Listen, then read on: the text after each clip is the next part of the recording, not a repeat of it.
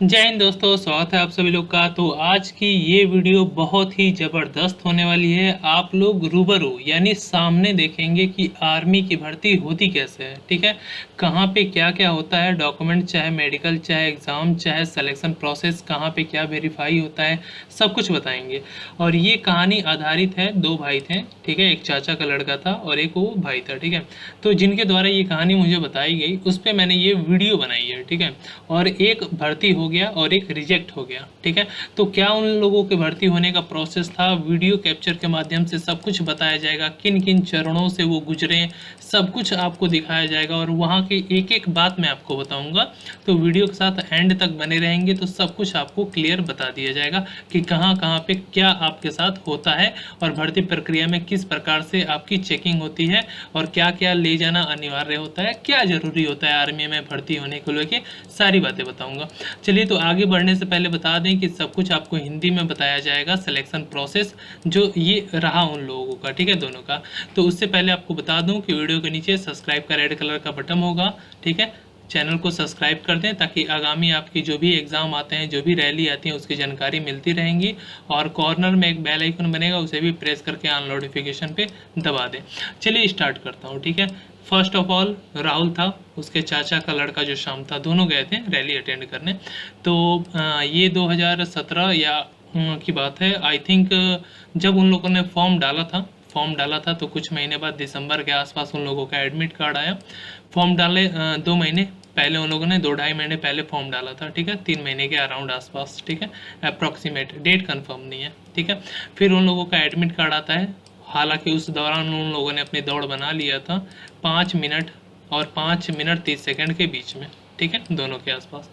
ठीक है, अपने रैली सेंटर ग्राउंड के आगे वहाँ सुबह रात में लाइन लगा लेते हैं। आप लोग को पता ही है, लड़के रात में ही पहुँच जाते हैं। रात को 3-4 बजे आराम से लाइन लगा लेते हैं और 4-5 बजे के बाद एंट्री होती है। ठीक है, लाइन लगा लेते हैं। उसके बाद लाइन में भर्ती प्रक्रिया में लगे लगे अपना एडमिट कार्ड वहाँ सामने दिखाते हैं।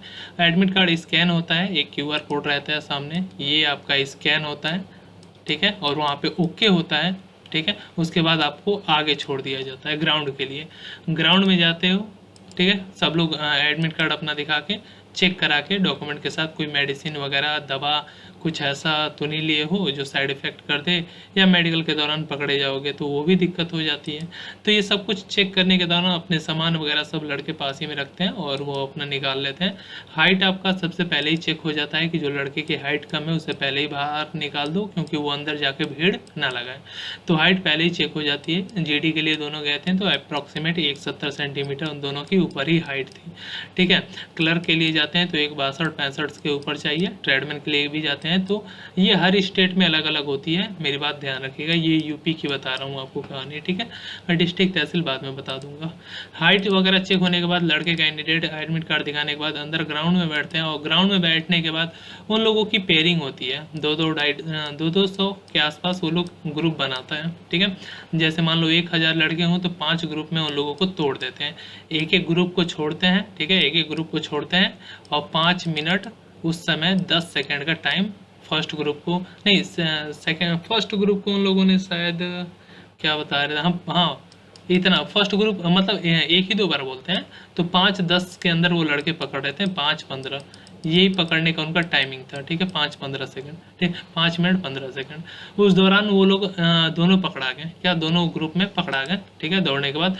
और ये बात ध्यान है, एडमिट कार्ड गिरना नहीं चाहिए। लड़के देखो तो सब लोग अपने हाथ में एडमिट कार्ड लिए हैं, देखो ये सभी लोग अपने हाथ में एडमिट कार्ड लेके दौड़ते हैं और सारा डॉक्यूमेंट, सारा बैग अपना वहाँ रख देते हैं ग्राउंड में। ठीक है, उस दौरान आप लोग को पता होगा, ये लड़के देख रहे हैं सब एडमिट कार्ड लेके दौड़ रहे हैं। भर्ती प्रक्रिया के दौरान ये बात ध्यान रखिएगा कि पीछे से उनका एक और दोस्त बैठा था, ज्यों वो उठ के दौड़ने चला उसके पीछे पीठ पे 2-3 लड़के चढ़ गए। वो गिरा, तुरंत उसके ऊपर चढ़ गए। तो कभी कभी ऐसा होता है किसी का पैर टूट जाता है, हाथ टूट जाता है, कमर में चोट लग जाती है। तो जब भी दौड़े साइड से, बगल से होके दौड़े। ठीक है, ये बात ध्यान रहे, अगर पीछे बैठते हैं तो, और आगे बैठते हैं तो भागिए फिर आंख बंद करके। ठीक है, एक चाल बना के। ठीक, चलिए आगे बात कर लेते हैं। आगे जब पकड़ने की पारी आती है तो आप 1 सेकंड भी अगर वो लोग टाइम अप बोल देते हो तो पीछे रह जाते हैं तो वो लोग नहीं लेते हैं। तो ये बात ध्यान रहे, 1 सेकंड भी आपके रनिंग में मायने करता है। जैसे मेरिट लिस्ट में नंबर आने के लिए पॉइंट नंबर भी स्टेट भर्तियों में मायने करता है। तो एक नंबर, एक सेकंड से भी अगर आप पीछे छूट जाते हैं तो वो आप लोग को अंदर नहीं लेंगे। ऐसे वो लोग चैन बना लेते हैं और यहाँ पे लड़कों को कलेक्ट करते हैं, जो रिजेक्ट होता है वो उस साइड भेज देते हैं, रिजेक्ट वालों को उस साइड भेज देते हैं, ठीक है। इस बात का ध्यान रहे, टाइमिंग बोलते हैं, ठीक है। उसके बाद यहाँ पे ये बॉन्डिंग बना लेते हैं, कोई लड़का बाहर से भीतर और भीतर से बाहर ना जा पाए, सिक्योरिटी टाइट रहती है, हर जगह कैमरा लगा रहता है। ये सब कुछ लाजमी है, आप लोग को जाएंगे तो देखने को मिलेगा, ठीक है। वहाँ पे हाँ ये सेलेक्ट कर रहे हैं लड़कों को, आप लौटते रहेंगे पोड़ते रहेंगे फिर भी वो लोग आप लोग को एंट्री नहीं देंगे, रूल तो रूल है। हाँ ज़बरदस्ती बात करेंगे कि आप टाइम के अंदर आ गए हैं तो वहाँ कैमरा भी लगा रहता है, आपको कैमरा में दिखा भी देंगे कि आप टाइम के आउट हो यानी बाहर, ठीक है।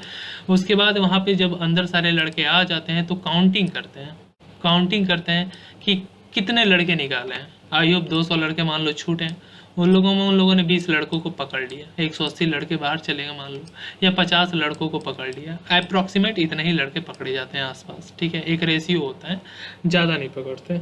उसके बाद क्या होता है, उनको चेस्ट नंबर मिलता है सीरियल वाइज कि एक एक करके सबका आगे डॉक्यूमेंट और मेडिकल के लिए सबको गिन लेते हैं, काउंटिंग कर लेते हैं। उसके बाद चेस्ट पे एक नंबर लिखते हैं, शोल्डर पे एक नंबर आपको प्रोवाइड देते हैं, ठीक है। उसके बाद आपको आगे फॉरवर्ड करते हैं, ठीक है। ये सब देखने के बाद आपको आगे फॉरवर्ड करते हैं। चेस्ट नंबर देखो सबको मिल गया, फ्रैक्शन में मिल जाता है। उसके बाद जो नॉर्मल 3-4 प्रोसेस होता है, जिग जैग होता है, हाई जंप होता है, लॉन्ग जंप होता है, पुशअप पुलअप होता है, बीम खींचना, ये वाला आप जानते होंगे। ये 4-5 प्रोसेस वो करवाते हैं, उड़ा कूदवाते हैं जितने मीटर का होता है, ठीक है। उसके बाद पुशअप पुलअप कराते हैं, पंच है, और ये भी पता नहीं 3-4 मीटर के आसपास देख लेते हैं कितना होता है। जिग जैग हो गया, ये कराते हैं, ठीक है। गिरना नहीं चाहिए, आपको 1 से 2 ही मौका मिलता है, अधिक ज़्यादा मौका इसमें नहीं मिलता है।